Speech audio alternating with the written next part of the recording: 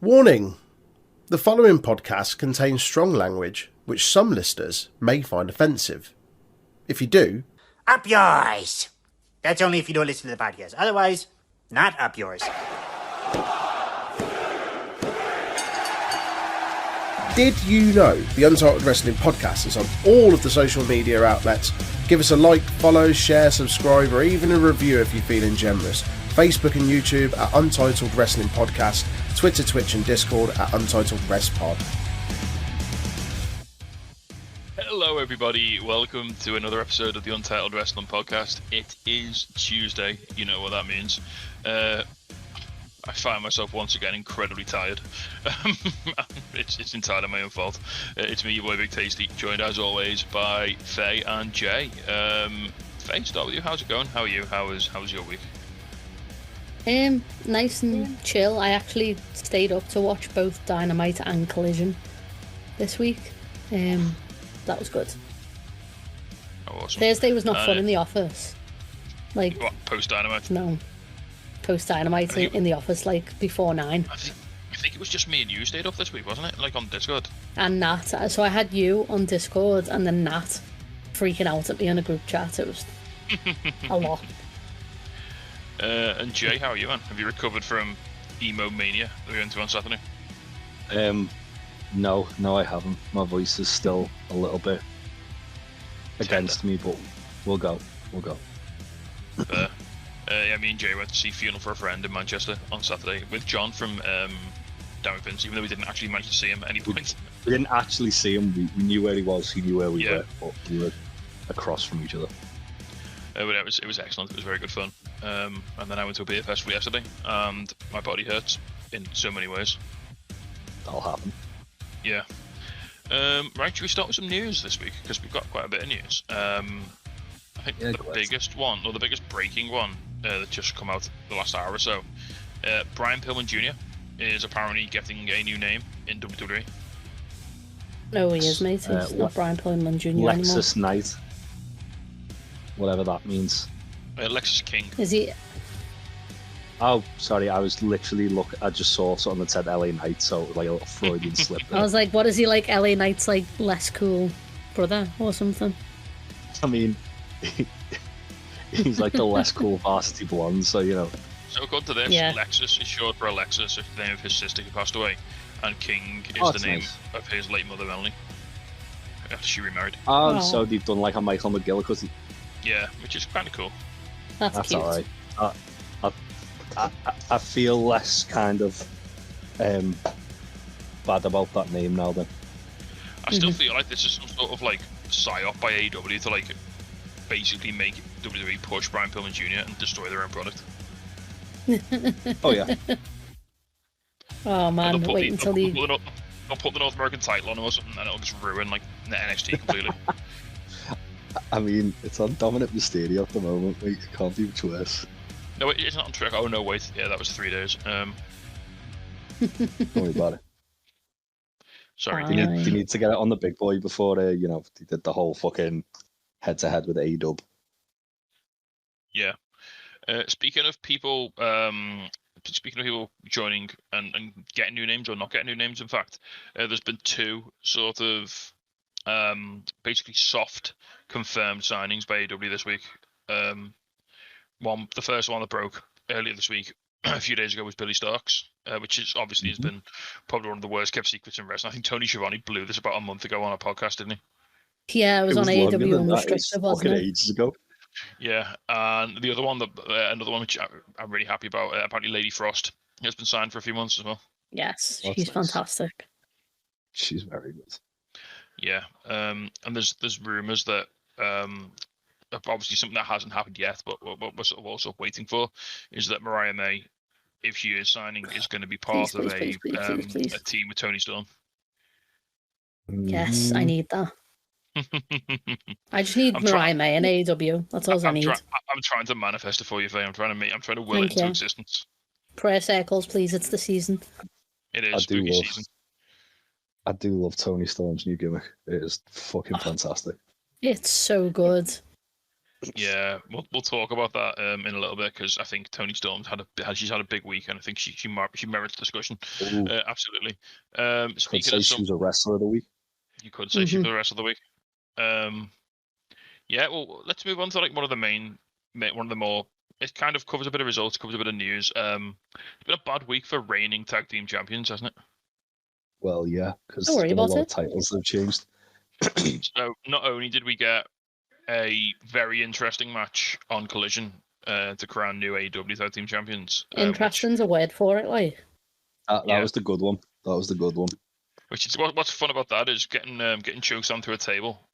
Probably isn't the worst slammer that Cash is going to see in the next few months. Yeah. He went through that at such a strange angle. Yeah, It's because he's got a broken rib. yeah, it's because his ribs are fucked. He had to put him on like one side so he didn't fucking hurt his broken rib. Yeah, FTR got like absolutely squashed by Big Bill and Ricky Starks. Like Cash didn't. He As didn't even they get in the should ring. have. He didn't even tag in, did he? He just like he got booted off the apron and then put through a table. Yeah, Ricky Starks pushed him off the apron. Then he told, after Big Bill like murdered Dax for a little while, he told Big Bill to then like chokeslam him through a table and then made him repeatedly chokeslam Dax until death. You'd love to see it. And then the other one on Fastlane, Cody and Jey Uso won the tag titles. I hate that. But also, it- the press conference was great. It was really funny. Oh, where they were both pissed. I mean, they look stoned more than drunk. They look They don't so test- high. They don't test weed anymore, so yeah, it's fine. Yeah, I think Cody tried to allude to the fact that they've been drinking, but they definitely looked high. Also, there's New Japan strong open weight tag champions. Oh, really? Oh wow, it's all been popping off in the tag team divisions. ELP and Hikuleo. Yes. Oh nice. I want They good beat, things for ELP. They beat the War Dogs. Not Drillers, War Dogs. I don't know what happened to them. Also, we do have a main event confirmed for Wrestle Kingdom Faye, Do we? which is Sonada versus Naito. Yeah. Both men successful in defending. The evil is defeated, literally. Yes. I mean, yeah. That's the best we could have hoped for, really, isn't it? Yeah. There was quite a lot of title changes actually today. There was where are we? The Never Openweight Championship changed. Tama Tonga defeated David Finlay, which that's sad. That's a match Well, that that Bullet happened. Club run lasted, what, like Don't worry about it. a couple of months? Driller's still got the IWGP Junior Heavyweight Tag title. That's all it was. After That's okay. committed actual Murder murder on Kushida. Kushida. Also, Takahashi defended the IWGP Junior Heavyweight title against Speedball Mike Bailey and Yo. And Taiji Ishimori returned after the match and attacked Takahashi. So probably getting Ishimori versus Takahashi at Wrestle Kingdom as well. I feel like I've seen that that's match a lot. Yeah, I have. It's because New Japan don't have a fucking clue what to do with the junior heavyweight division. Occasionally they'll bring someone exciting in like Speedy B, but then they'll go, "Oh no, we won't put the belt on him. What's putting that?" I know. Yeah, so that happened. Do we want to just run through Fastlane results real quick because there's only like 5 matches. We can just Yeah. bang through them, and if anyone's Yeah. got any Go strong on. opinions, you can say words. I'm going to be honest so, with you. I didn't watch it. Fair. Me neither. So Cody and Jay defeated the Judgment Day to win. I forgot they were the tag champions. I thought it was still Sammy and Kevin.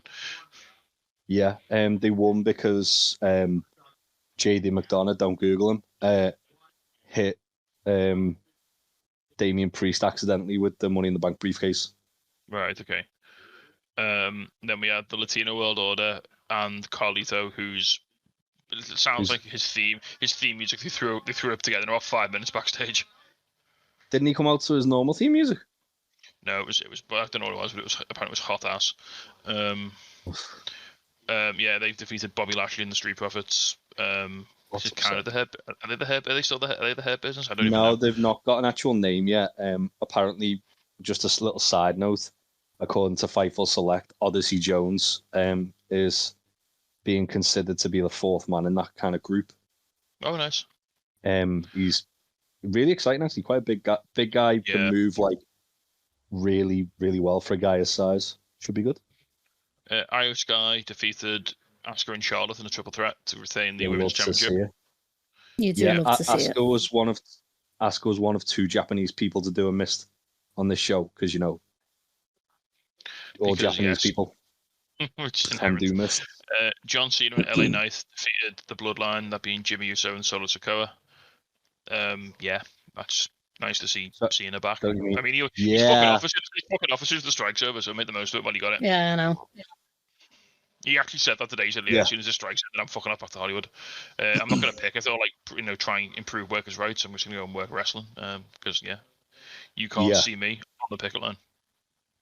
He tried to justify it by saying, "Oh yeah, well, me coming back to WWE is a good thing because it brings attention to it." It's like, what, that you're not willing to strike and you're just gonna find work in a very similar industry that you already work in. It isn't unionized. That has no union, yeah. Yeah. So what you're saying is John Cena is coming back to bust up unions like Daddy Hulk. I mean, they're both sounds about right. Bald, so there is that. And then in the main event, Seth freaking Rollins defeated Shinsuke Nakamura to retain in a last man standing match. To retain the World Heavyweight Championship. It was Seth's first ever last man standing. Hey, you. It was Seth's first ever last man standing match as well. Yeah, remember Nakamura was really. Well, to be fair, he's been on a real hot streak recently with this kind of repackaging and heel turn. I think he should have won because I feel like they got Seth to a point where he didn't really need to keep hold of the belt, and they got Nakamura to a point where he could have quite comfortably took the belt off Seth. Yeah. I didn't see this match. I did see someone bitching on Twitter because apparently Seth fell off a big fall into a mattress and it's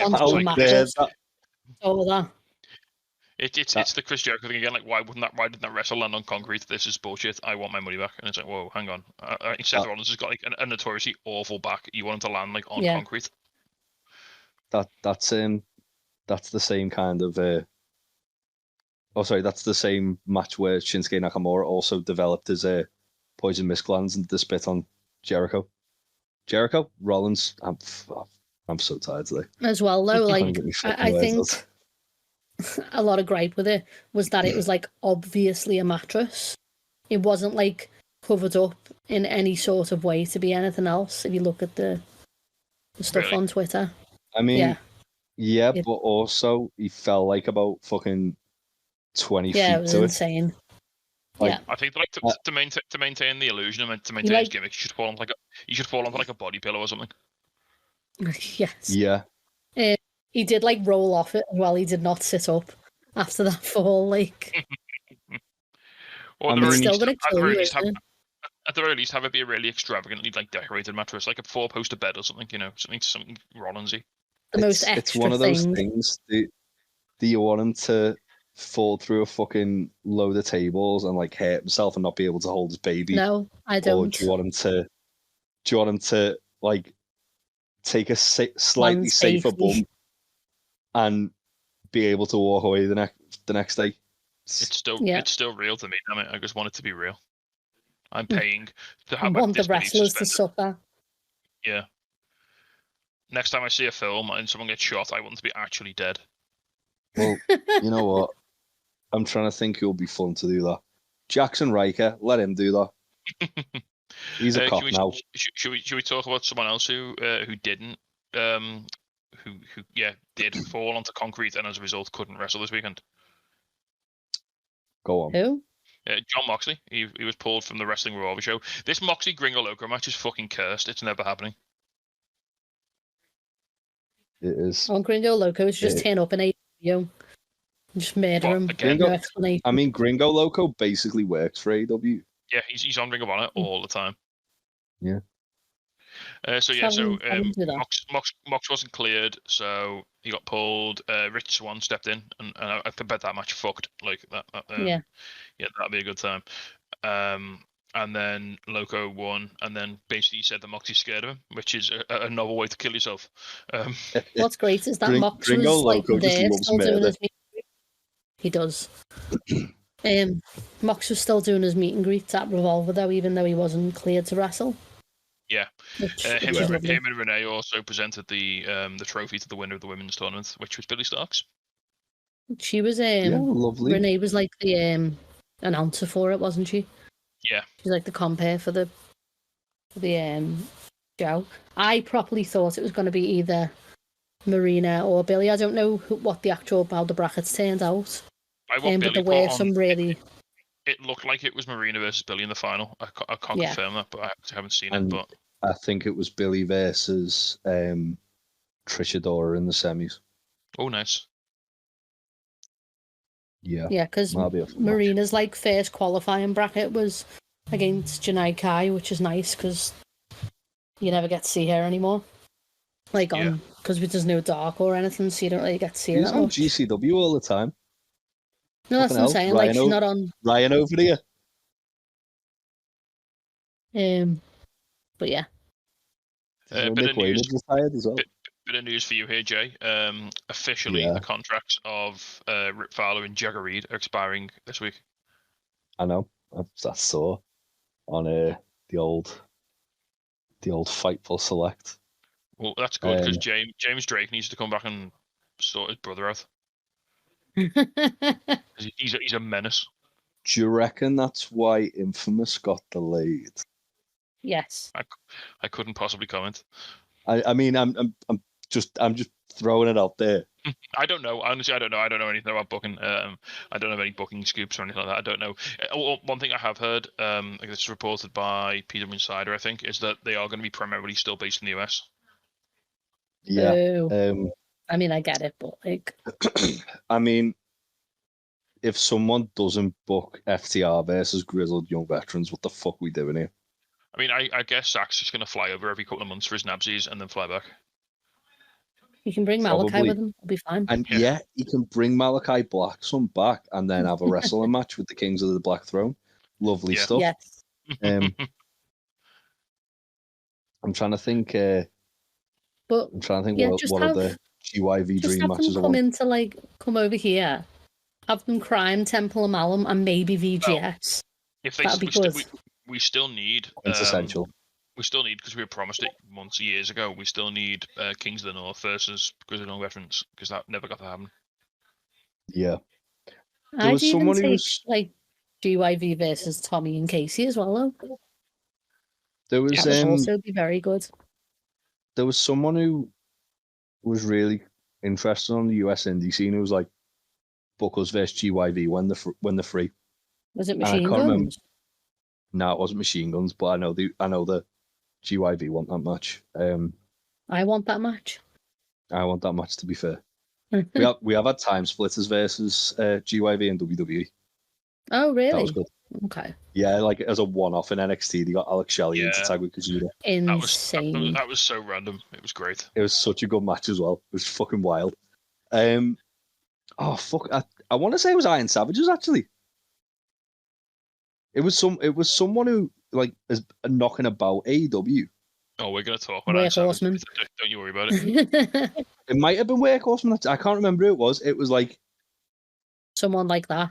So someone tweeted like the other week when it was like announced that, or when it was alluded that GYV had kind of. I think it was the Iron Savages, you know. I feel like it was Dirty Buck Bronson who said it. Yeah. He wants to eat some scouse ass. Oh God. So speaking of people getting hired and all sorts, talking's hard. Jimmy Jacobs was on this week's AW Unrestricted, which I haven't listened to fully yet, but I really want to because I love me some Jimmy Jacobs. I need to watch that match with Shane Taylor as well. He talks about how he got hired to AW. And he said, this is a direct quote from. Did he? Can I guess before you say this? Go on. Did he take a picture with the Young Bucks outside of the arena, and then Tony Khan came out with a bag of money? Well, it got him fired from WWE and then got him hired by AEW. No, so everyone doesn't know. Jimmy Jacobs was a producer. He was a long-time Ring of Honor wrestler. He was a producer for WWE. In 2019, I think he took a selfie with the Young Bucks when they came to outside WWE show, and then he got fired for it. Fired for it, yeah. And then he ended up being he ended up going. He was in Impact for a little while, didn't he? Yeah. Well, he addresses that here. So he said, AEW is great. It's a madhouse. For the last year, I was living in Georgia. I bought about 7 acres out in the middle of nowhere, working for Impact. That's just like a couple of weekends a month. I was working on a farm a few days a week, living the life. And I was like, this is a bit too mellow for me. I need to get thrown into the blender and whirl into the chaos. And apparently that's what I'm best adapted for. So AEW is my home right now. It's what I've been doing most of my life up to 2020 when things slowed down. It's the first time things slowed down in my career since I was about 18. I'm used to it. I'm used to the chaos. I revel in chaos. As far as how I got here, Bryan Danielson called me and said, hey, we're starting a second show and we need someone in the chaos. I'm great in chaos. They needed someone who was going to be at all the shows, like someone who has the aptitude that I have. There are others who have the aptitude I have that can do what I do. I'm not particularly special, but also I have no life. So they were like, hey, can you just be on the road whenever? Yeah, what a great get as well. For anyone who's unfamiliar with like what Jimmy Jacobs has given to the wrestling business in a creative sense, like the big thing he did in WWE was his idea for the List of Jericho. Yeah, like that was his brainchild, and look how fucking over that got. Like Jericho said, didn't he? Like, that's the best thing I've ever done in my career, and like Jimmy Jacobs put it together. Yeah, and he's just a very great mind for the business. I'm glad that he's not taking scatty bumps like getting powerbombed onto fucking turnbuckles anymore because they're upsetting. He's just getting battered in wet dress now. That's his new life. Yeah, I mean, he just talks about free will with Bryan Danielson and gets crying by Shane Taylor every now and again. So he definitely feels, doesn't he, like one of Danielson's guys, like getting brought in to like sort of on Danielson's like say so basically. This is obviously a sign of the growing influence that Danielson's having backstage, especially on Collision. And you know what? I think Collision's been absolutely fantastic the last couple of weeks. So yeah. And that's largely since Danielson's been back. And obviously you can see he's had a little bit more of an influence on it. Yeah. Yeah. I look forward to Collision like every week since he's been on it now. Hey Faye, I'm a Collision guy. You're a collider. Of course you are. No, I like everything that AEW puts out. I think they do. No, it's not. Except for Rampage. Rampage, I'm getting a bit bored of. Rampage is just a Lucha Power Hour now. It's great. It's perfect. Yeah, but we got that on fucking Collision as well. Yeah, but you don't get Lindsay Dorado, and that's Rampage. Rampage is just like discount Chikara, and I'm here for it. you just get a load of Lucha Underground alumni getting fed to the Bullet Club Gold. Yeah, you got to eat somehow. Speaking, Juice is a hungry man. Cardblade's a hungry boy. Eats well. Yeah. Speaking of people being producers, Bobby Roode has been removed from the active WWE roster as of today. Wow, this is upsetting. I hope he's okay. He did have neck fusion surgery. Yeah, and obviously he is currently still working backstage. He's backstage tonight, apparently working as a producer. So he's been producing matches the last couple of weeks. There's quite a few like cool like names who are producing at the moment in WWE who like kind of getting trialed. Like he is, Nick Aldis is. And they're putting together matches that are getting really good reviews as well. Yeah, I was going to say obviously you've got guys like P.T. Williams who are getting more and more sort of like favourable reviews as weeks go by. As well, he's been there for a couple of years now, but he's P.T. Williams been there for a while. He's quite a prominent name, and so is Abyss as well. Yeah, basically, WWE is not Abyss. It's Joseph Parks. Joseph Parks, you know, he's about the same height as Abyss. Chris Park like is his name. Joseph Parks, he looks a bit like him. I did like when they did the Joseph Park bit with him and AJ during the pandemic. That was fucking great. That was good fun. So that sort of leads in. Speaking of like new producers who've been coming in and like sort of new talent, that's been another one of the big stories. It's just started breaking over the last couple of like sort of half hour or so on Twitter. It's been reported by multiple sources is that apparently Vince is kind of out on creative again. Good. And apparently since the Endeavor takeover, How about we just get him out of wrestling completely? Well, that's God will take care of that eventually. Mate, don't worry about it. But yeah, his fucking mum survived till she was like 108. I wouldn't wait too long. But yeah, Sleeps in one of those hyperbolic chambers, definitely. She believes gives him sexual powers. Anyway, yeah, the rumor is that Triple H has been like sort of enthroned as like Endeavor's guy to like run creative. Oh, good. Yeah, that's better. Which sort of explains a lot of the things that have been happening lately. Like Johnny Gargano getting space on TV, Ivar getting a singles push. This all reeks of Triple H booking, doesn't it? As opposed to Vince. Just essentially pushing Gunther to the fucking moon. Yeah. Making the IC title mean more than the fucking world title. Well, this also plays into something that also came out this week. Rick Boogs apparently said that he can't talk about his release until his non-compete runs out, but then he's going to basically spill the tea. And he's hinted that it's something to do with backstage power and political, like some sort of political power. Who had Rick Boogs as being the fucking conspiracy nut out of the people who got released? I did. Like the new Ryback. I had Boogs and I had like an outside bet of Top Dollar. But Top Dollar just keeps trying to get himself booked on GCW. Top Dollar is just hilariously trying to get himself booked in AEW now, having spent the last 2 years slagging the Young Bucks off. Yeah. Good luck with that. But to be fair, he also tried to get a GCW thing because he was like complimenting Effie on Twitter before. I imagine him trying to get in the door at AEW and Swerve was like holding the chucks like, no, you're not doing it again to me. I'm on a good run here. I'm about to beat Bryan Danielson. I'm on good terms with I made nice with them on a podcast. Yeah. Like, I'm so scared about Swerve and Danielson. I don't know what's going to happen. I just know people are going to fucking get hurt. Yeah. Murder is going to happen. That's what's going to happen. Murder. And there is a really nice thing here as well in the George Tragos Luthez Professional Wrestling Hall of Fame. For 2024, Tony Schiavone has won the Gordon Soley Award, which is essentially an award that's kind of so it's essentially a Hall of Fame nod for like a commentator. Right. Okay. So he's the fourth recipient of it. JR has obviously won it. Conrad Thompson, weirdly enough, as well. And then it doesn't say who the other one is. But yeah, nice that Tony's getting recognition for a very, very good career. Yeah. And then whatever he's doing now. Any more news? I mean, I've got a quick one here. Dragon Lee looks like he's been officially called up to SmackDown. He is on the SmackDown roster on the WWE website. Yeah. Can confirm.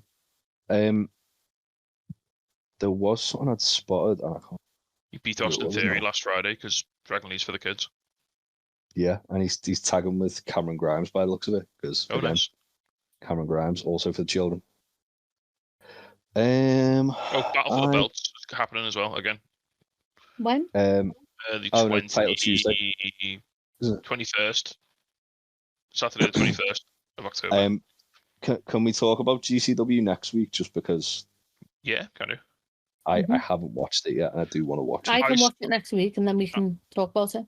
I saw the last 2 minutes of Matt Tremont versus Junkasai, and that was fucking ludicrous. I can imagine both men are lunatics. Yeah, it was fucking nuts. It was great. Yeah, go and watch that. And we'll talk about it next week. Yeah. Here it was, the thing I found. So apparently there was a lot of kind of heat on the people who decided to make the cuts about a lot of NXT releases. Mainly because a lot of the people who were released from NXT, most notably Mustafa Ali, had creative planned all the way till WrestleMania. Wow. So the rumor is that Ali was supposed to win the title, wasn't he? I was literally about to say the plan was for Ali to win the title and then hold it until WrestleMania, where he'd drop it to someone to kind of pass the torch to them. And Dana Brooke as well, though it was said there was plans for her moving into, again, sort of looking into moving into the new year. So yeah, it seems as though there was no communication That doesn't sound like something WWE would do. Not at all. No. Like, yeah, we're just going to book Ali to it. No, Ali's gone. Sorry. What? Yeah. You know. Yeah. Yeah. Also, obviously, Jay Cargill showed up at Fastlane. I've not seen this, but apparently they mentioned AW by name. What? Really?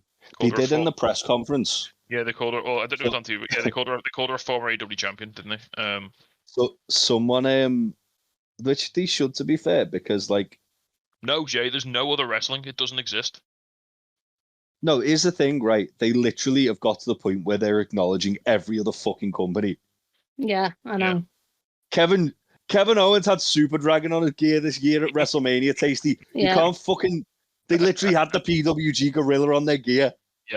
Yeah, they did. Like they still do. They know. We know they do still do actually.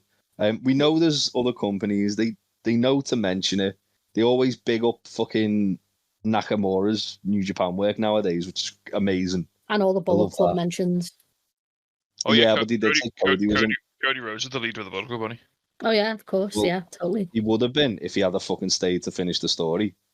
He's finished the story, mate. He's won his title now. This is finishing the story. He's helping Jay finish his. That's fine. Such a good friend.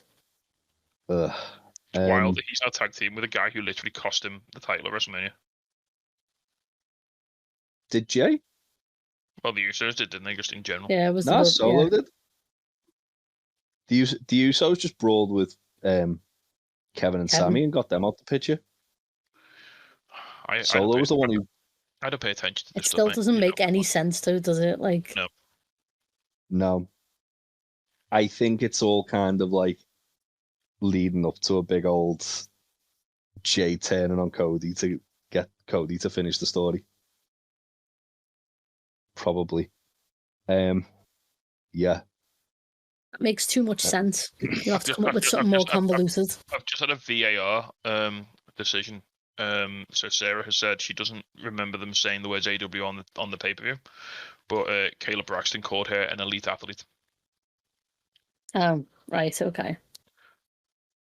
Fair enough. Remember when they wouldn't have Billy Gunn on the DX reunion because they wouldn't mention AEW at all? Tony was like, you can have him as long as you say he's at AEW. And they were like, no, we're not going to do that. We will not have Billy Gunn. We will have only Road Dogg, the worst one of all of them. They did have him on the Hall of Fame when like AEW hadn't like took off properly yet. And Triple H. Is that when they called it a pissant t-shirt company? Yeah, and Triple H said they were going to put them out of business and buy the video library. Wonder how that's going for them. I bet he feels very silly right now. Right, should we move on? I like Triple H. I think he's quite cool. Yeah, I mean, I'd rather him than like Stereo Goose or Vince McMahon. Than his fucking father-in-law. Yeah. Yeah. Yeah, absolutely. I was just trying to find out before we spoke about AEW. Obviously. What about the rumor of Punk? That's fucking happening. Good. No, I was going to talk about NXT because obviously they're going head to head with AEW, so they've fucking stacked it. You mean NXT Mania? Yeah. So I'll just run down what they've announced for it so far because it's a big boy. So they've announced the first 30 minutes of the show are going to be commercial free. Cody Rhodes is there to make a major announcement, probably the Dusty Classic, because did you know, right? Cody's dad's Dusty. Fuck off. Really? No, it isn't. I know, right? It's wild. Roxanne Perez is wrestling Asuka. Brawling Brutes and Tyler Bate, don't worry, Trent Seven isn't real, versus Gallus in a pub rules match. And this is a random one. Carmelo Hayes with John Cena in his corner versus Bron Breakker with Paul Heyman in his corner. I mean, that just makes no kinds of sense. And then also they've teased that Undertaker's going to show up as well. It's like remember the car crash like turbo booking NXT did during the AEW NXT War era. It's back. Yeah. Which, to be fair, there was some really good NXT shows during that time. But it was just so much hot shot booking though, wasn't it? Like this literally feels like they're going, oh look, You need to watch this episode of NXT for no reason whatsoever. I mean, Please last watch time, it. Please watch it right now. last time WWE tried to make it a commercial free to for a certain amount of time. Tony Khan went on a mad one and put Daniel Bryan and Bryan Danielson and Suzuki on YouTube. Yeah, he did. He did do that. Yeah. That was a thing he did. That fucking lunatic. I mean, to be fair, we'll get into it once we've like run through what's going on, what happened on AEW this week. But AEW's kind of like answer to that is very, very, very stacked. Yeah. But in a much sort of more low key sort of way. Like it's like what the AEW people want to see instead of betting the outside people to watch it. There's quite a lot of matches that I thought would have been on like or could have been on Full Gear. Yeah. That they're just throwing out there going, oh yeah, I'll just do that. Yeah, why not? Fine. Tony, what's that on your keys? So let's do a little sort of quick recap of what happened in AEW this week. We'll just sort of fly through and pick out our favorite bits. Nick versus Phoenix was really nice. I really enjoyed that. That weird Canadian destroyer thing Nick did on Phoenix was a crime. Yeah. That was really good fun. Phoenix won with a sort of roll up, a little back and forth, and they rolled up, didn't they? And then Phoenix sort of sold that he was. I mean, I say sold, but Phoenix looked fucked afterwards. And Phoenix has got a date with the Inevitable on fucking Tuesday. Yeah, the great leveler John Moxley coming for him, like the fucking Reaper. Next, then we had the segment of the week, which was Adam Cole going over to Roddy's house to help him out. Feng Shui was all off. Well, first of all, Roddy got him a little scooter to rest his ankle on, and they had a fun time scootering around the house. But yeah, the Feng Shui was all wrong, and Adam Cole had to. I love that he's like, Adam, I need you to move some furniture, and he's like, Roddy, I'm getting ankle surgery. Like no one can do Feng Shui like you can. Did you see as well? Cole said on Twitch, he's gonna have to get 2 surgeries. Yeah, which sucks. What about second surgery? It's fine. He got to do loads of Twitch streaming. Oh, that's another news. Speaking of Twitch streaming, it came out this week that Randy Orton paid someone $1,000 to level up his character in Elden Ring because the game was too hard for him. Love that. Proper insane. And then he like just streamed, and then he just streamed it like he was like some sort of Chad, and it was like it's because someone else made his character that good. So yeah, that was hilarious. But yeah, also I love quick little Twitch plug. Go and check Mason Mansour's Twitch stuff out, where they're just basically just talking about stories from their career in WWE. It's wildly entertaining. Great Black Kotaku is the Twitch handle. It's not a shoot interview. They're playing a video game while they're doing it, so it's fun. Yeah. You sure it was? Also, Faye enjoy this. They have their webcams saying they're weebcams. That's because they are weebcams. Yes. I want Jericho and Omega to stop immediately. The Jericho Megaverse. Yeah, I want it to go away. We can't stop that. We've got Maxwell Jacob Eliteman in it. No. 26 days. I don't want it. That's until he beats Kenny's reign, isn't it? That's what that is. Yeah. Was that what that was? Yeah. That's 100% what it'll be. It's almost Full Gear, isn't it? Brings him up to... No, it can't be because... Oh, no, is Kenny's... Oh, no, it can't. No, because Kenny lost his at Full Gear. 26 days is the 4th of November, which is not Full Gear's date. Kenny won his at Winter is Coming, so it was less than a year. Yes, it was. There we go. 26 days I thought is that's when what it was. Max becomes the longest reigning. Yeah. Oh, shit. We're getting Kenny versus Max on one of those shows then, aren't we? Well, someone else who we might have against Max could be someone who came back tonight. Was Wardlow, War Daddy himself. He had was it you that sent me that, Ben? The picture of Jeff on his wrist tape. Jeff on his wrist tape. Yeah. we don't need that. It's fine. So yeah, I felt sorry for Griff. He hit Griff Garrison so hard that Brian Pillman Jr. felt it in the Performance Center. He hit Griff Garrison so hard, Brian Pillman Jr. changed his name so he couldn't find him next. Who the fuck is Griff Garrison? Don't worry Who about the fuck is Griff Garrison? He's no one now. Wardlow's murdered him. Why did Wardlow squash Jungle Boy? I don't understand. Is this I punishment? didn't realise he'd been. Yeah, I didn't realise he'd been let off suspension early. What is happening with him, by the way? Like, yes, is he just off forever now?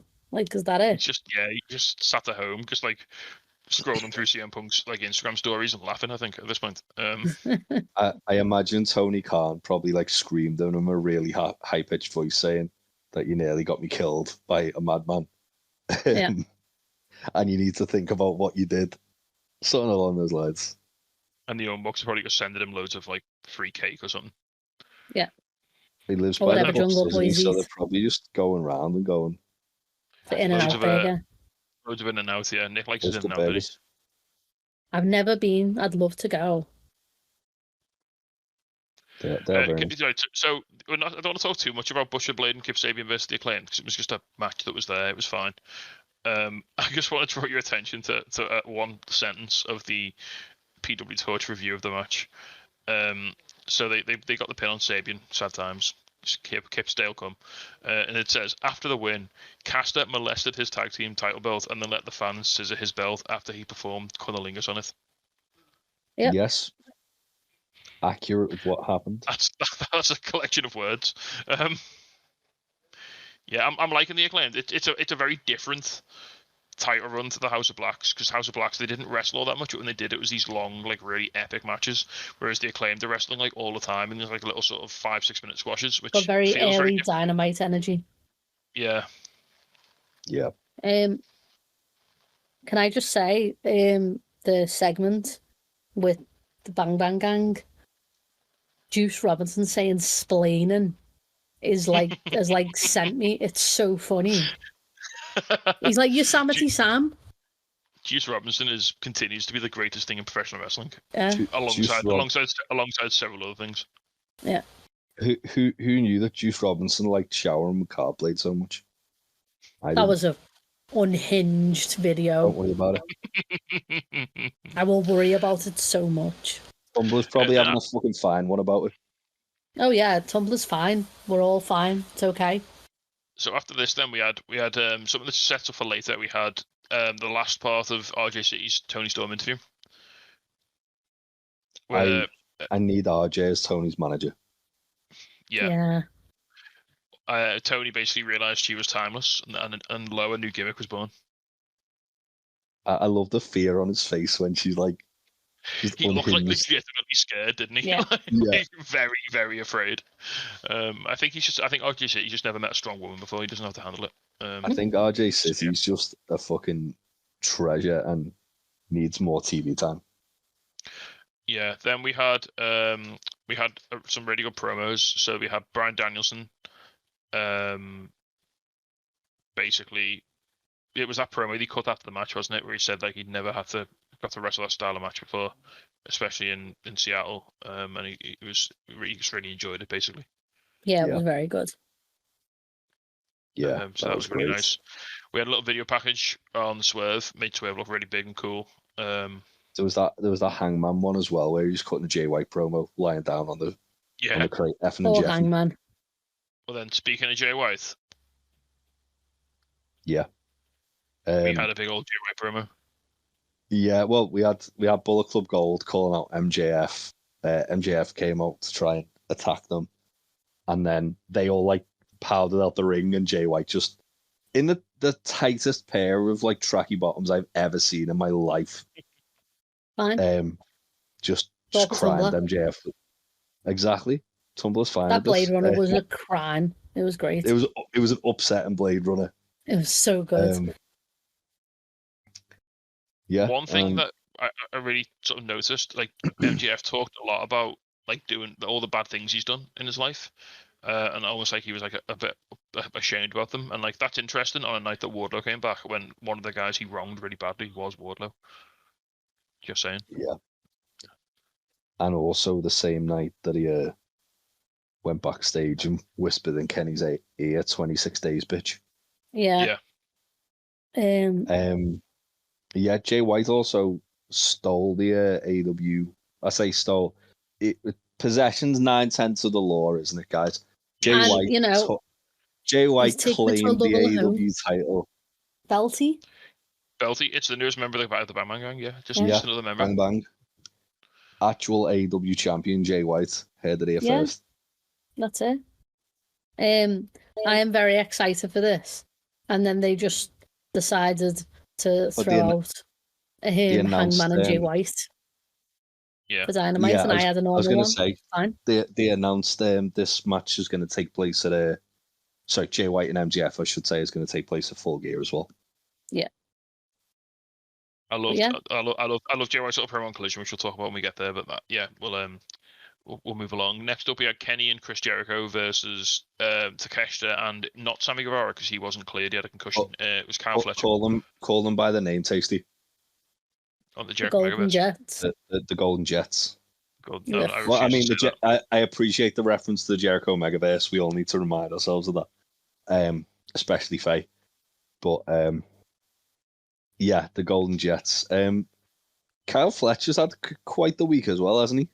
Yeah, he looked really good in this match. Considering he was like a last minute addition, he really shone in this. Especially when he was in there with him and Kenny. Like, I want more of that, please. I think Don on commentary really helped this. Like, he's like, oh, we just got this guy in. Like, it was like his trial. The way Don was talking about Kyle. Which was really nice. He was like super angry because he got pinned. And he was like, I gave him a chance. He screwed my whole family. After the match, Wild Hobbs appeared and did crime. This felt strange. This faction's fucking great, isn't it? It's just just murder. It's just all people who really needed to kind of like not help to get to the next level, but they could have done with like a little bit of a helping hand up there. It's like on the one hand, okay, Hobbs is in the Jericho verse, but he got out of the QT Marshall verse, excuse me, Jericho Megaverse. But it's cool because it's like Hobbs, Sammy, Takeshita. It's all guys who are ready to kind of take that next step up, but maybe just need a little stepping stone to get up there. And I feel like this is helping them. I mean, the fact that Hobbs is now kind of like rubbing shoulders with guys like Jericho and Omega, and he's probably going to wrestle both of them in the next couple of weeks. I kind of want to. We'll talk about very quickly about the Mojo. I mean, I'm rushing to try and get to the next match. I know Faye has to shoot off for in a few minutes, and I want to talk about the next match before that happens. I'm surprised Faye doesn't want to talk about Max Caster giving MJF a fucking shoulder massage.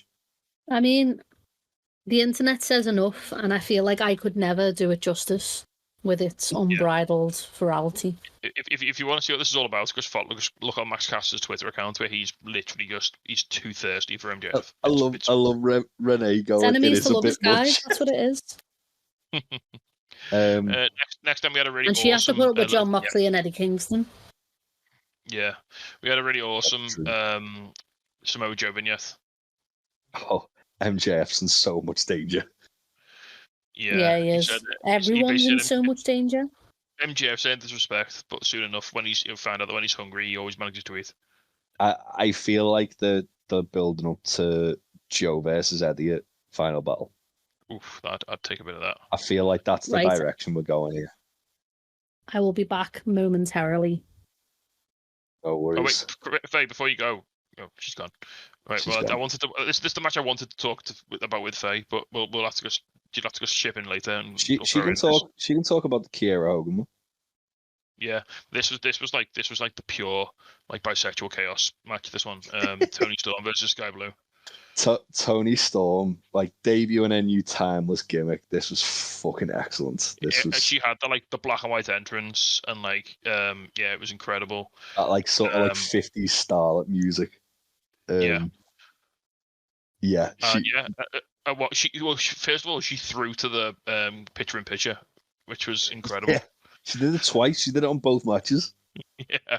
She said it's time for an ad break. And then on the outside, she called for a titty slap, I believe. Yeah, and then she did slap Sky Blue in her titty. Yeah. Multiple times. Which I'm sure the internet's been completely fine about. Yeah, of course. Yeah, I love the whole thing, like how much he hams it up as well. Like when she's like, "How dare you!" Yeah. And like, was it Bryce who counted too? And she was like screaming at him.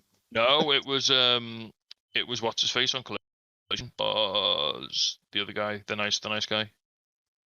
Oh, Stefan was on one of them, wasn't he? No, it wasn't Stefan. It was Mike Posey. Or was it Mike Posey? Yeah, Was Bryce on one of them? might have been.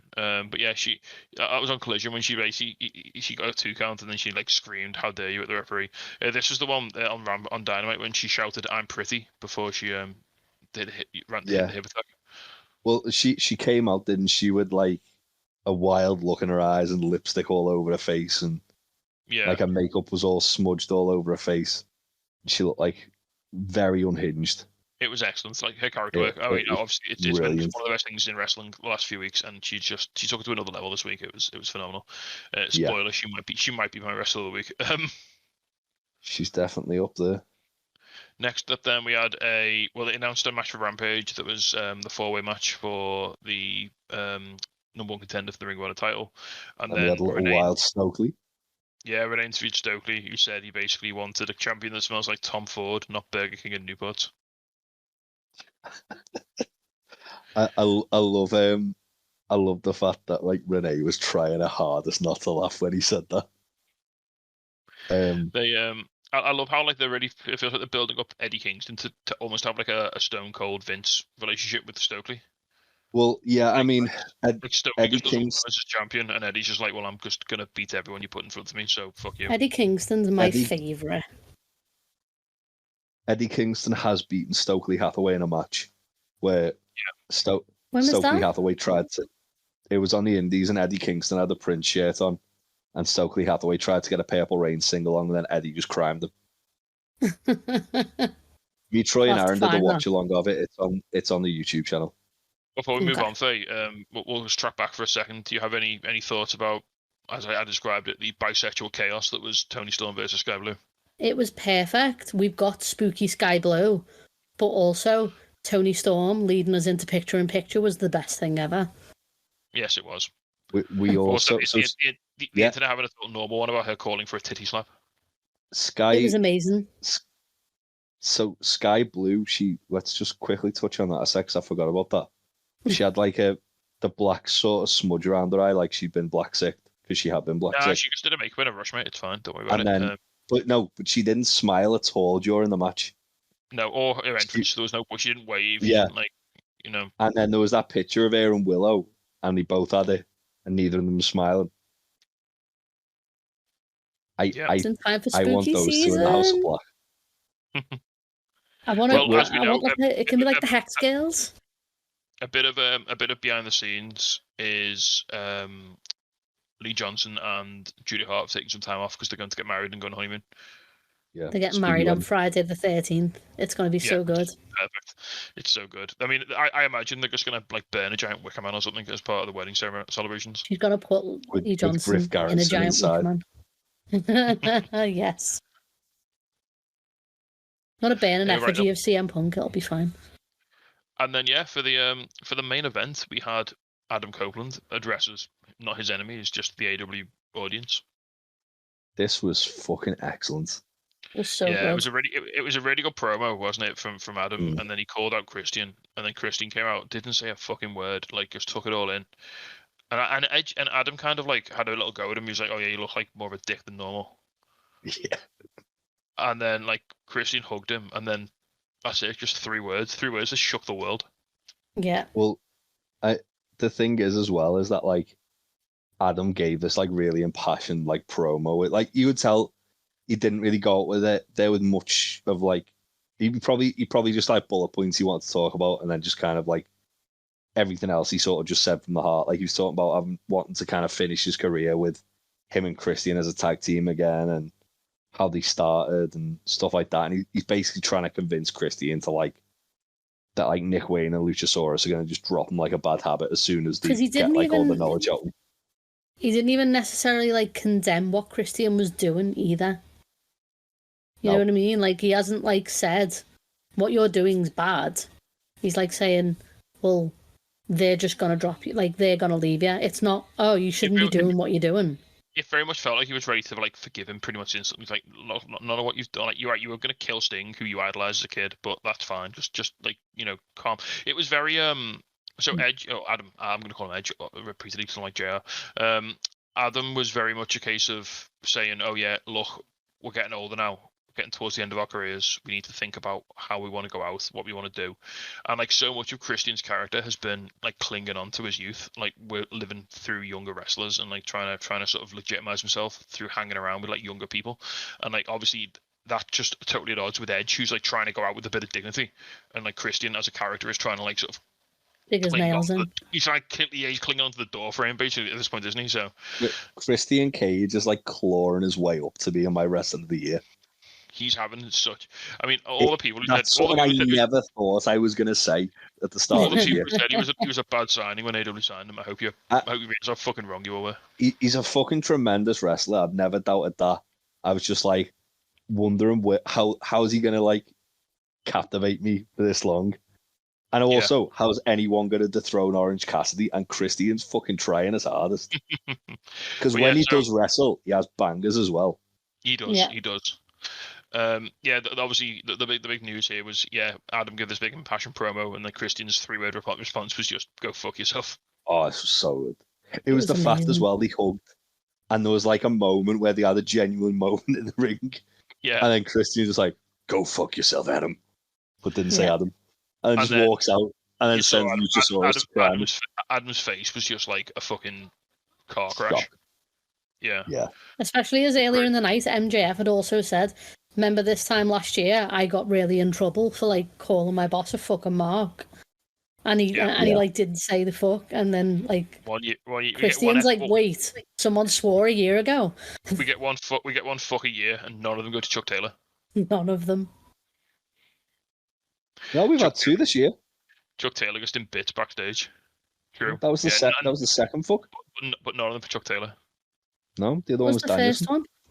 Oh, Danielson on the go home for a Revolution when he like screamed, "I'm going to kick your fucking head in it," MJF. I mean, he screams that most weeks, just not into a microphone. Yeah, that's true. Mox says enough swears at him. Mox got away with it because it was on pay-per-view. He used up the entire pay-per-view quota now, though. That's it. There's no more pay-per-views now. None. We did get multiple fucks from Eddie as well on what's the show? Supercard of Honor. Oh yeah. Right, we'll move on to Rampage then. Daniel Garcia, Jake Hager, Matt Menard, and Angelo Parker versus the Hardys and Best Friends was fine. I just like that Trent was like really excited about this. Like it was a bit of a dream match for him to team with the Hardys. So he was really happy with this. And Chuck Taylor. And Chuck Taylor.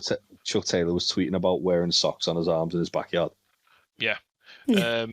And Daniel Garcia took the pin, which is probably going to set up a storyline with him leaving this little group. He knocked Daddy Magic. Was it Daddy Magic or was it Angelo? It was one of them. Off the apron onto Anna, and they were all checking on Anna, and then Garcia basically got murdered by everybody. Yeah, why is Garcia taking the pin in this match? Because it's setting him up for like a storyline, isn't it? They're setting him up for a big old face turn, probably. Yeah, he's going to become a wrestler again. Then we had the little promo backstage, Jay Lethal and Eddie Kingston. Please just let Eddie murder him. It's fine. Well, no, it was everyone but Jay Lethal, wasn't it? It was Sunjay Satnam. But it's setting up with Kingston, and hopefully Kingston just kills him, and we just get over it, and it's all okay. Yeah. Next up, Claudio and Wheeler Uther versus Colt Stevens and Levi Shapiro. It was a 3-minute squash. It was fine. Colt Stevens. It says on Fightful Wise Guy Ruiz. That's a massive difference. Someone's wrong. I don't know who. Levi Shapiro, though, it was good to see him. He's awesome. Yeah. Next, then we had the championship match. The Ring of Honor number 1 contenders match: Johnny TV versus Commander versus Lindsay Dorado. Love to see Lindsay Dorado. I was going to say, I know you're excited because Eddie Kingston immediately name dropped Chikara. Yeah, this was some Chikara shit. Riccaboni did on Collision as well. It was great. We had some matches fun, a lot of flippy shit, and then Johnny TV just like running around hitting big moves on people, which was nice. I had to tell Sarah that like Johnny TV was in Lucha Underground. And Johnny Mundo. Johnny Mundo, yeah, he was some of his best work of his career. Yeah, he did have that feud with that guy who was like his biggest fan, who had like the weird fucking zombie doll though, but we don't talk about that. Yeah, but this match you had two guys from Lucha Underground, so Johnny and Penta. You had Lindsay Dorado from Chikara, and Commander is also here. Yeah. It was very, very well. It was some Chikara shit. It really was some Chikara shit. It was full Lucha. Eddie Kingston did say when Lindsay was coming out, "Oh yeah, we trained together at Chikara Dojo. I used to beat his ass every week." And when Commander was doing moves, Eddie was just like, "Oh my god, I can't do that." Yeah, Eddie was having like a small crisis, wasn't he? Eddie was looking at Commander like, if he wins, how am I going to catch him to crime him? and win he did. So yeah, Commander hits a 450 on Lindsay to pick up the win, which was really fun. That was a fucking smooth finish. That it was, yeah. It was fucking lovely. Next up, then we had Ortiz just fucking verbally assassinating Santana. Yeah. Yeah. About time. I'm here for it. Mm-hmm. I'm here for it. I can't. A selfish part of me really wants it to lead to a reunion of Proud and Powerful. Yeah. Yeah. If it means they have basically like a Johnny Gargano Ciampa feud to get there, I'm okay with it as well. Yeah. And also nice to see Ortiz showing a bit more like personality. Because I always feel like out of the two, he never really got to do much like talking. Yeah. Yeah, he cut a fucking hell of a promo here. Yeah, and then we had the main event, which happened. Yeah, it was fine. Chris Statlander and Shida versus Nyla Rose and Marina Shafir. Everything about this was great. It was perfectly adequate for what it needed to be. Interestingly, Shida won with Saraya's finisher. Yeah, the nightcap. Yeah. Yeah, it was fine. Oh shit, Tasty, we fucking forgot about the most important thing of Rampage. What? The Danhausen return promo. Oh yeah, Danhausen's coming back. Yeah, very nice, very evil. Very nice, very nice, very nice, very nice, very evil. That was fucking freaky as well. It was yeah. It was fucking great because it made me think that we're getting Danhausen on his own. Like he's not gonna be aligned to the best friends or anyone. Or chaos. It certainly alluded to the fact that like he was gonna be doing a bit more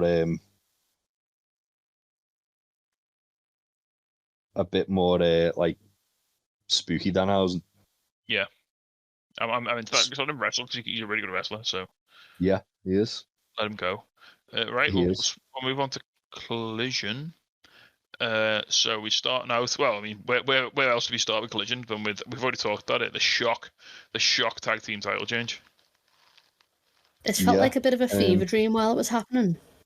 So me and Jay were on a train coming back from Manchester. I saw the spoiler on Twitter, and then I was like, straight with Jay, like, get the fuck off Twitter right now.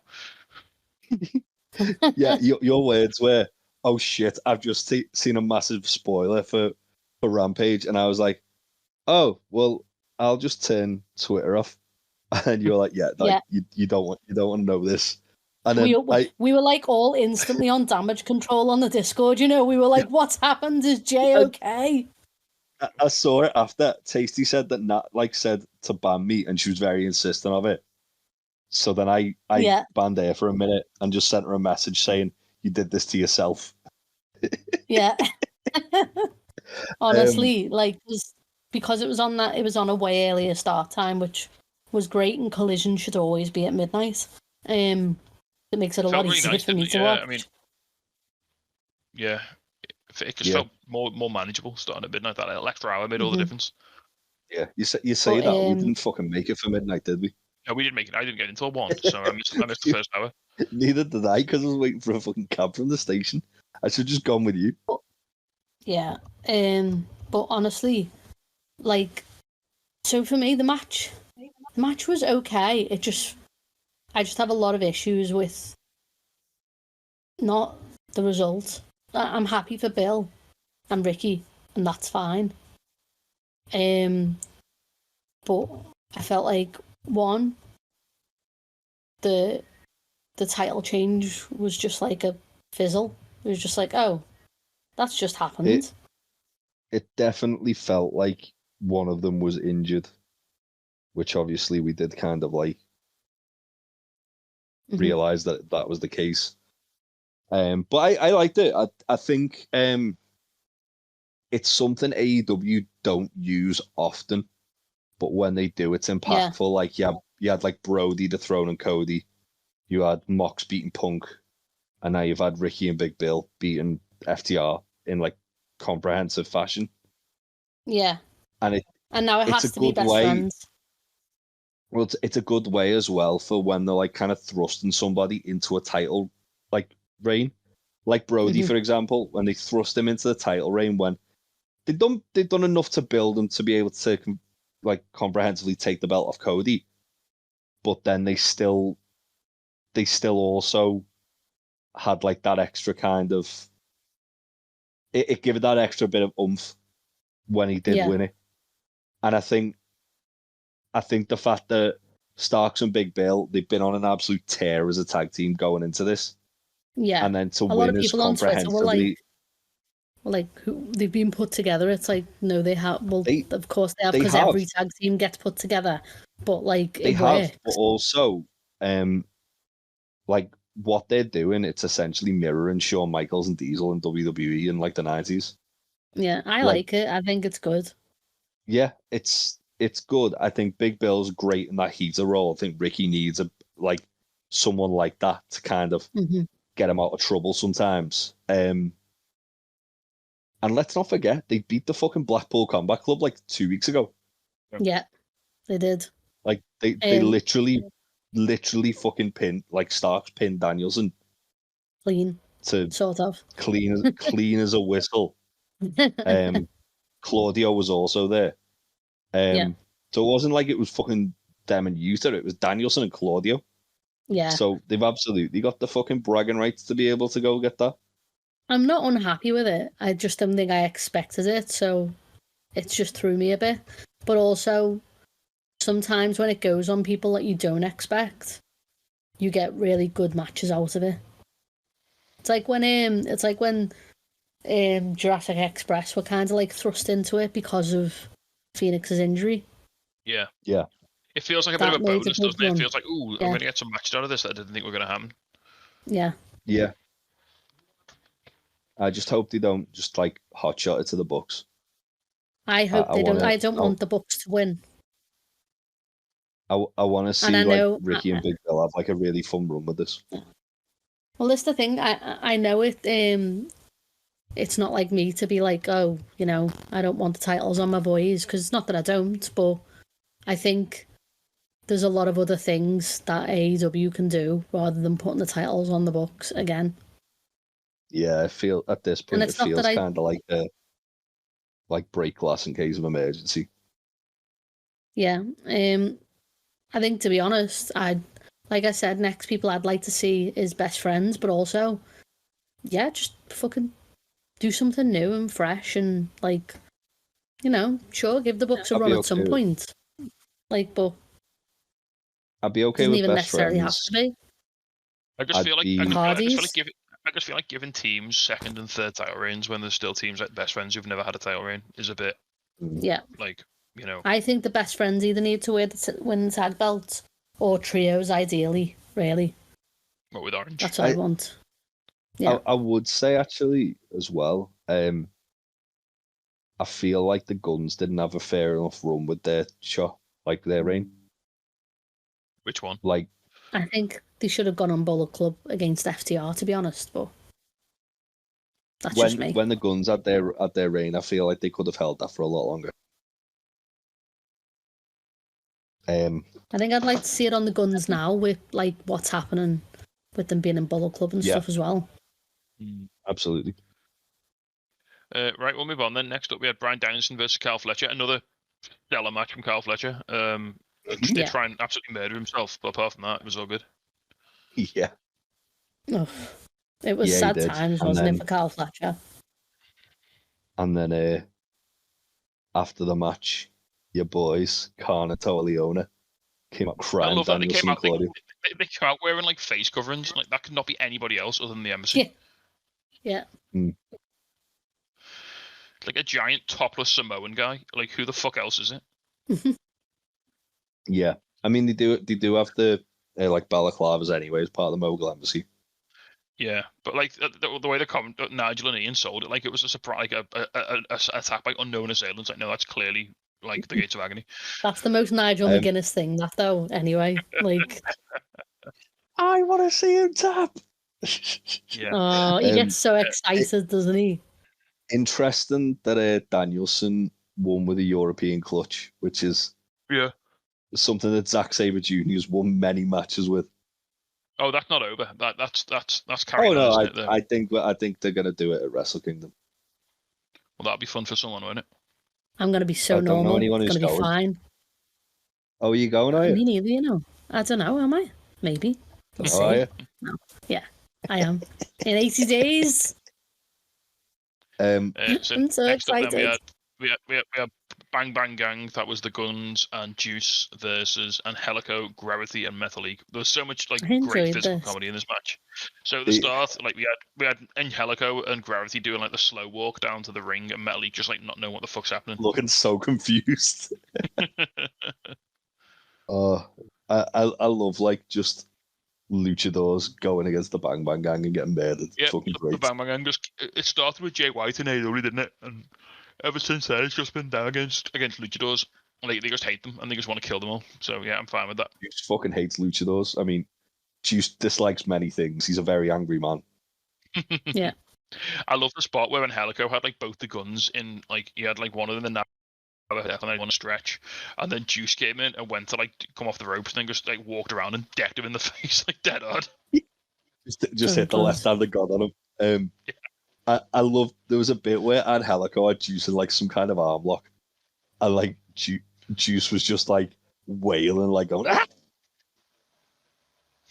He absolutely had the worst time. After the match as well, Jay White came out and said that MJF's a bad dad because he didn't want to come back and get his belt. Yeah.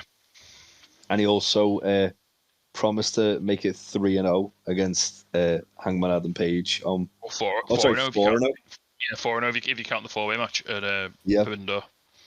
He also said, he's like, I'm sorry, Hangman, you can't have a match for the title because you've not beat me yet. However, we'll do it. We'll do, what do they call it? We'll do one of those eliminator matches. I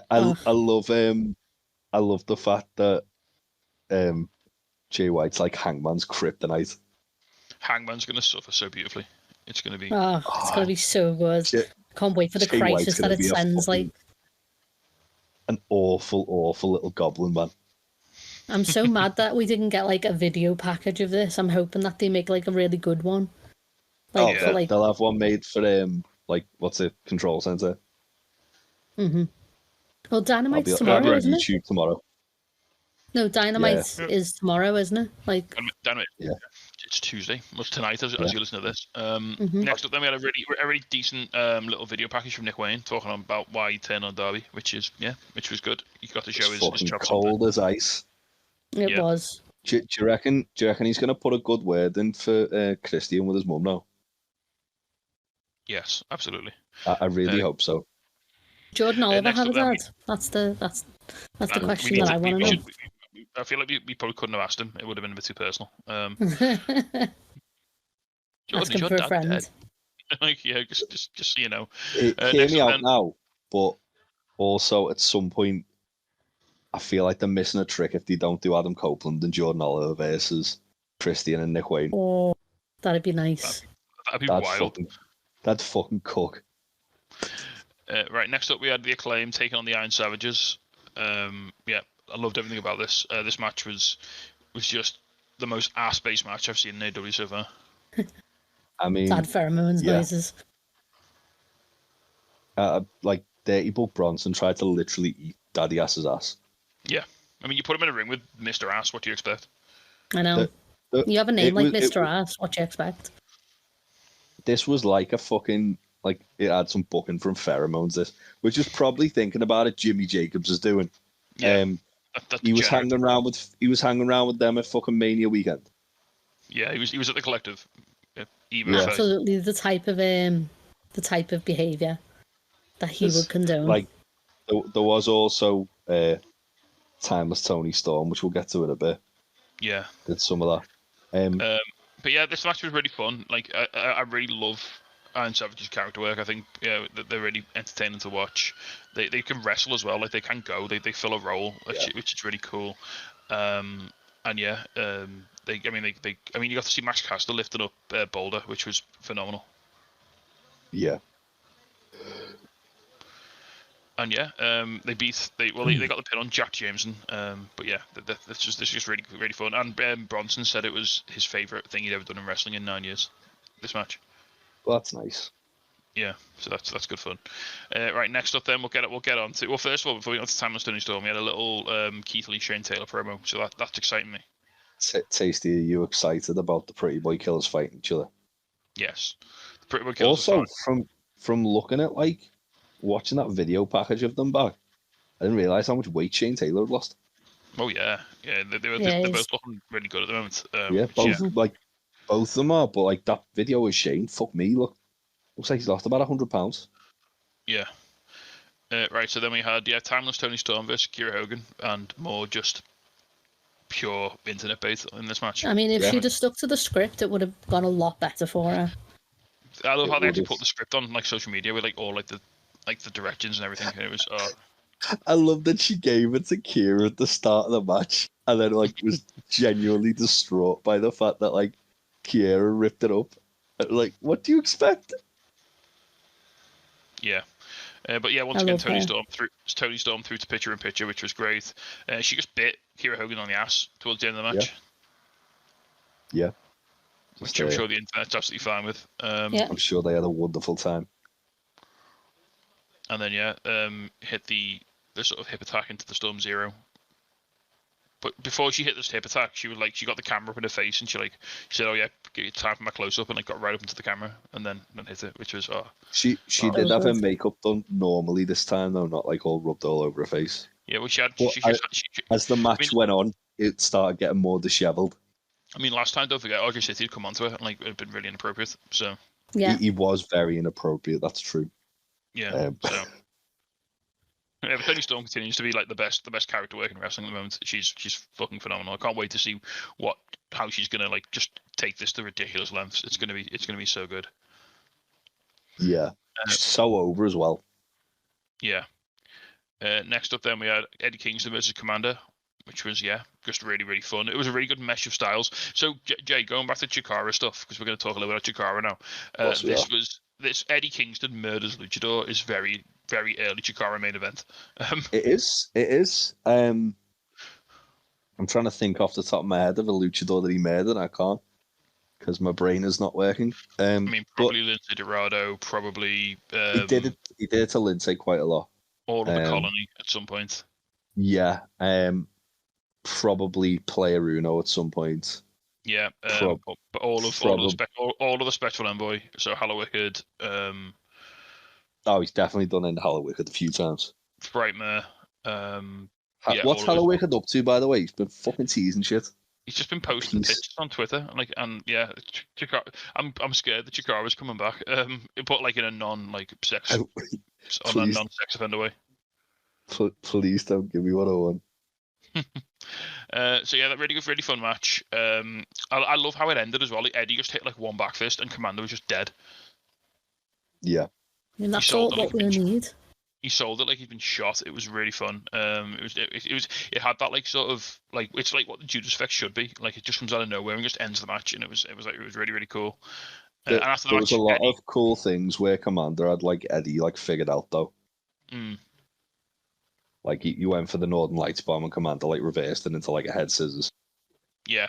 Yeah, there was one where Eddie lifted him up and he just DDT'd him as he was in the air, which was. Also, can we just fucking have Riccaboni on commentary every week, please? Oh, Tony, whatever you have to pay him, it's enough. It's worth it. It wasn't a money thing, was it? It was because he wanted to spend more time at home. Just do what WWE used to do with Beth Phoenix and have someone sat in the chair pretending that it's Beth Phoenix and then have Riccaboni just call from home. Make Kevin Kelly dress up as Riccaboni, turn his mic off but don't tell him, and then just have Riccaboni dub over it. Yeah. Riccaboni's just so fucking good. He's just the best thing ever. So right then we have another main event. It was Adam Copeland addresses his enemies. First of all, like little moments. Adam comes out and he says before he starts, he's like, "Oh, by the way, before I start, JR, you signed me when I was like a kid, and like you cleared all my college debt, and I love you." And it was like, "Oh, that's that nice." Yeah. I love as well. JR was saying like as he came out, it's like we went for breakfast today. Like, oh, yeah, that's lovely. But then, he wanted answers from Christian. Christian wasn't there. He popped up on the screen and was like, "Yo, yeah, I'll see you on Tuesday if you make it to Tuesday. I'll give you the answers then." And then Luchasaurus and Nick Wayne came down to do murder. They beat Adam down. Darby came out to make the save, but his arm's still fucked. So they got the sort of. Well, there was a moment, wasn't it? So like Darby wouldn't hit Nick with the chair because he was like conflicted, and then Nick just like had no remorse and just hit Darby. Why Darby's gonna fucking die on Everest, mate. Yeah. And then they concertoed his like broken arm, which was horrendous. And then Yeah. I love that the fact that it was Nick Wayne that did it as well though. Yeah. It really added to the whole. Well, that was the whole point of the segment. Was it? Like Darby wouldn't cross that line, but Nick would. Like that's the difference now. Nick's got that role model now. He's got the killer instinct from Christian to do these things. Yeah. Which if you remember back like a year ago was what he was trying to get Jack Perry to do, and he wouldn't do it. And then Jack Perry took it too far. Don't worry about it.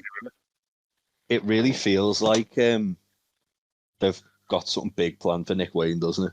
Which is so fucking cool to see, isn't it? This is a guy that like we saw at like an indie show last year, and now he's like in a feud with fucking Adam Copeland. Yeah. Insane. And Darby Allin. Like the best way. Yeah. And I mean, Swerve's gonna get him again eventually. We know that's fucking happening. They're gonna fight forever, aren't they? Him and Swerve. Yeah. Even like when Swerve was doing that press conference the other week, he was like, "I mean, Nick Wayne's got a job here somehow." It's like, yep, he's still gonna kill him. Right then, that was A-Dub done. Before we sign off, do you want to? Do you want to? I was going to say, do you want to do a quick preview of Dynamite, which will be going head to head with NXT, seeing as we did an NXT one. I've got the card up. If you got it, read it off. So we've got Chris Jericho versus Powerhouse Hobbs, Jay White versus Hangman Page. Not for the AEW title. That's an AEW title eliminator match. Yeah, Hangman's not allowed a title match. Yeah. Adam Copeland versus Luchasaurus in his AEW debut match. AEW Women's World Championship, Saraya versus Hikaru Shida. Ruby Soho is banned from ringside. Mox versus Ray Phoenix for the International Championship. I'm sure Ray is going to be just fine. And this is listed as the main event. I really hope it is, but I think it might open the show. The number one contenders match for the TNT Championship. Bryan Danielson versus Swerve. Have we not got the Young Bucks and versus Big Bill and? No, that's not been as well. That's not been given a date. They haven't announced anything for that. They get to choose when they have the match, which they've teased that it's going to be Full Gear. Probably going to be Full Gear. I think it'll be Full Gear. Yeah, I don't think anything else got announced. No. Right. So before we sign off, should we just hit Wrestle of the Week real quick? Do you want to go first? Do you want to go first? I'll go first. I've got an easy one. I'm picking Toni Storm because what a fucking week she's had. Yeah, that's fair. Titty slapping, promo cutting, thrown to commercial. You know, she's done it all. Do you want to go next, Faye? I am gonna give it to Big fucking Joe because he won Tournament to Death. He did. I'm very proud of him. Yeah, I saw him get presented with the trophy, and then immediately just grab his knob through his underwear to I mean, that's what he usually does. Joe's knob-based offense is legendary, isn't it? So he's a very phallic man. And now he's trying to sell T-shirts in order to be able to ship the trophy home, which is hilarious. Jay, who have you got? I'm going to go with Kyle Fletcher. Oh, yeah, had a big week. He had a really good week. Like, he wrestled two really good matches. And again, just continues to like have that star rising, doesn't he? Yeah. And fourth as always is Juice Robinson. Yeah, and Juice Robinson's always in there. Or Cardblade, maybe Cardblade. Cardblade's honorary all the time. Honorary rest of the week. I suppose Cardblade comes with Juice anyway, doesn't he? Yeah, he's part. Just anything to do with the Bang Bang Gang is fine. We'll put that in there. Right then, we'll call it there. Because it's. As you listen to this now, there'll be Dynamite on again tonight. Wrestling never stops. It's fucking exhausting. So we'll be back next week to talk all about that. It's a great fucking time to be a wrestling fan tonight. You've got Dynamite and NXT going head to head. You have. And they've loaded up both cards. Both should be really fun. Yeah.